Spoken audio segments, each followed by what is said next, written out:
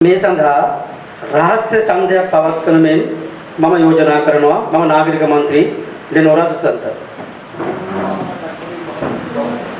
මම ඒක ස්ථිර කරනවා.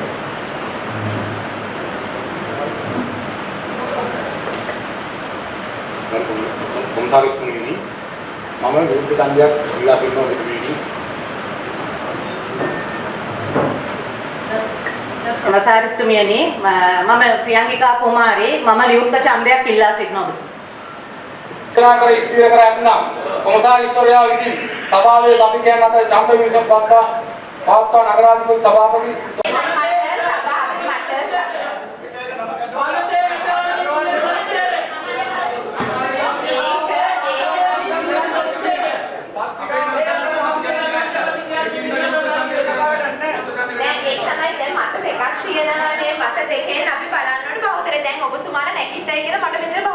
මේ ගැසට් එකේ ප්‍රකාරව මන්ත්‍රීතුමිය සහ තුමන්ලාගේ නම් ප්‍රකාශ කරනවා. එතකොට ඔබතුමා නැගී ඉඳලා දැන් මෙතන යෝජනා දෙකක් තියෙනවා. යෝජනා දෙකෙන් කාටද ඔබ එකඟතාවය කියන එක කියන්න මම එහෙම ගන්නවා. ඔව් දැන් රහසේකේදී කරන්නේ ඡන්ද පත්‍රිකා මගින් මේ ඔබතුමාලගේ කැමැත්ත ගන්නවා. ඒ දෙක තමයි. එතකොට දැන් මේ දෙකට යන්න නම් අපි ඡන්ද ක්‍රමයක් තෝරගන්න ඕනේ. දැන් මෙතන යෝජනා දෙකක් තියෙනවානේ. යෝජනා දෙක සම්බන්ධයෙන් අපි එක මතයකට එන්න ඕනේ සභාව විදියට. ඒ මත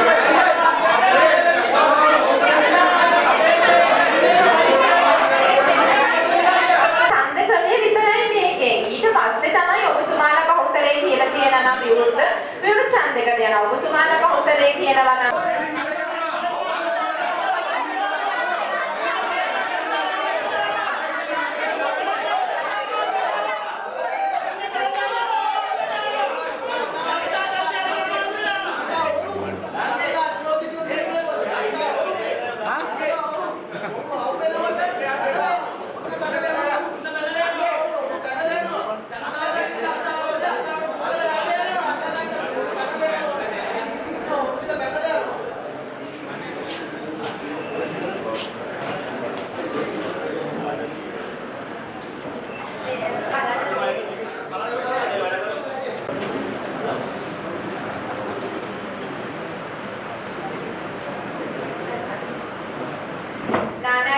හෙට්ටිකොට ගමගේ මොන්ටි ධම්මික මහතා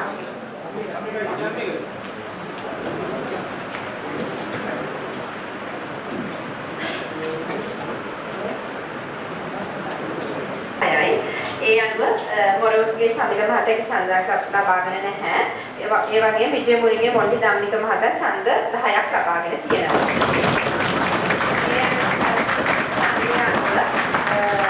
ඡන්ද සංඛ්‍යාව 10ක් ලබාගත් විජයමුණිගේ මොන්ටි ධම්මික මහතා බහුතර එකඟතාවයෙන් කොළොන්නාව නගර සභාවේ සභාපති ලෙස පත් වෙනවා.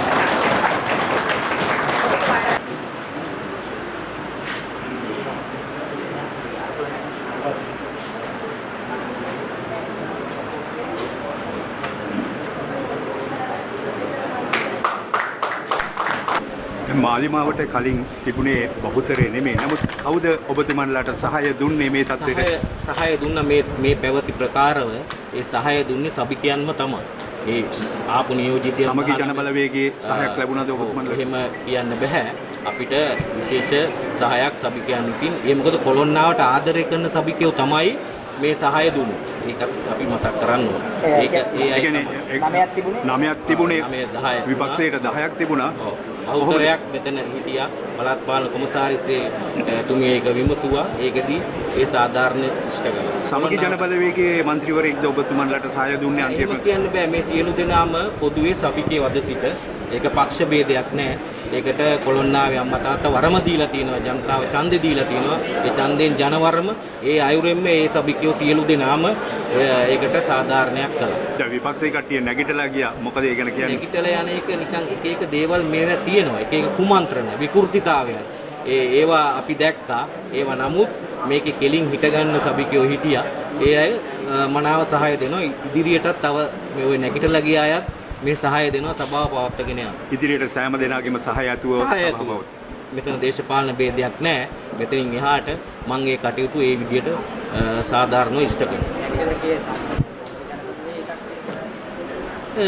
සියලු දෙනා කලෝමේ හිටිය පක්ෂ 4ක් පක්ෂ 4ක නියෝජිතව නැගිටලා ගියා. බොහොම කනගාටුයි ජනතා නියෝජිතයෝ හැටියට ජනතාවගේ ප්‍රතික්ෂේප කිරීමම එකෙන් පෙන්눔 කළා.